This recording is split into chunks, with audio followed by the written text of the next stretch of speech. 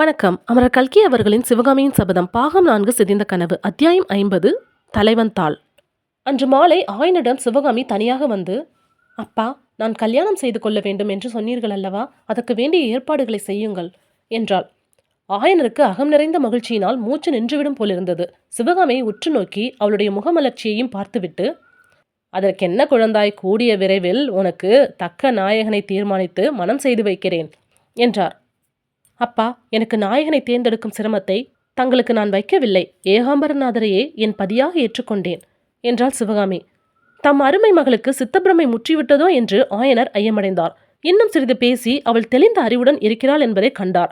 இது சித்தப்பிரமை அல்ல, பக்தியின் முதிர்ச்சிதான் என்று நிச்சயமடைந்தார்.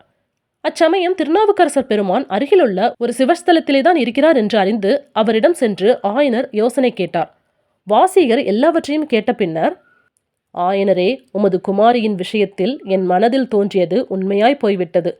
மானிட பெண் யாரும் அடைந்திருக்க முடியாத துன்பங்களை அவள் அடைந்து விட்டாள். இனி அவளுக்கு அத்தனை துன்பங்களுக்கும் இணையான பேரின்பம் காத்திருக்கிறது. உம்முடைய குமாரிக்கு சிவகாமி என்று பெயரிட்டீர் அல்லவா, அதற்கேற்ப அவள் சிவபெருமானிடமே காதல் கொண்டு விட்டாள். அவளுடைய விருப்பத்துக்கு இடையூறு செய்யாமல் நிறைவேற்றி வையுங்கள். அதுதான் சிவகாமிக்கு நீர் செய்யக்கூடிய பேருதவி என்று அருளினார். திங்கள் 3 சென்ற பிறகு வாதாபி வெற்றியின் கோலாகல கொண்டாட்டங்கள் எல்லாம் ஒருவாறு முடிந்த பிறகு ஒரு நல்ல நாளில் ஏகாம்பரநாதர் சன்னதிக்கு ஆயனரும் சிவகாமியும் இன்னும் சிலரும் வந்து சேர்ந்தார்கள். கோயில் குருக்கள் சிவகாமிக்கு அர்ச்சனையும் தீபார்த்தனையும் செய்து தட்டிலே பிரசாதம் கொண்டு வந்து கொடுத்தார். அந்த தட்டில் பழம், புஷ்பம், விபூதி, குங்குமம் ஆகிய பிரசாதங்களுடனே ஆயனரின் முன்னேற்பாட்டின்படி திருமணத்துக்குரிய திருமாங்கல்யமும் இருந்தது. சிவகாமி அந்த திருமாங்கல்யத்தையும் புஷ்பஹாரத்தையும் பக்தியுடனே பெற்று தன் கழுத்திலே அணிந்து கொண்டாள். பின்னர் நடராஜனாகிய இறைவனுடைய சன்னதியிலே நின்று சிவகாமி நடனமாடத் தொடங்கினாள். சிறிது நேரம் ஆனந்த பரவசமாக ஆடினாள். பிற்பாடு, முன்னம் அவனுடைய நாமம் கேட்டால், மூர்த்தி அவனிருக்கும் வண்ணம் கேட்டாள் என்னும் திருநாவுக்கரசனின் திருப்பதிகத்தை பாடிக்கொண்டு அதற்கேற்ப அபிநயம் பிடித்தாள் சிவகாமி.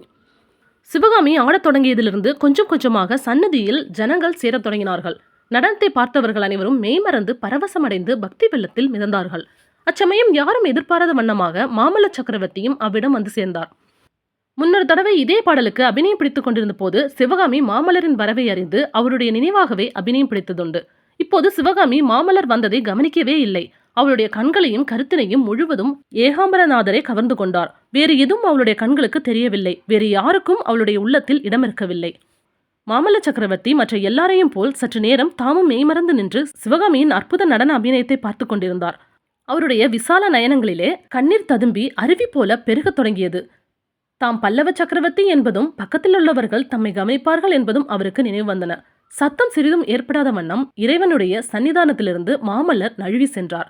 அவர் ஏகாம்பரர் ஆலயத்தின் பிரதான கோபுர வாசலை தாண்டி சென்று கொண்டிருந்த போது, தலைப்பட்டால் நங்கை தலைவன் தாளே என்னும் திருநாவுக்கரசர் பாடலின் கடைசி வரி சிவகாமியின் உணர்ச்சி நிறைந்த இனிய குரலில் கேட்டுக்கொண்டிருந்தது. ஹை ஃப்ரெண்ட்ஸ், இதோட இந்த சிவகாமியின் சபதம் கதை முடிஞ்சிருச்சு. இதுக்கப்புறம் அடுத்த ஸ்டோரியில் பார்க்கலாம். தேங்க்யூ.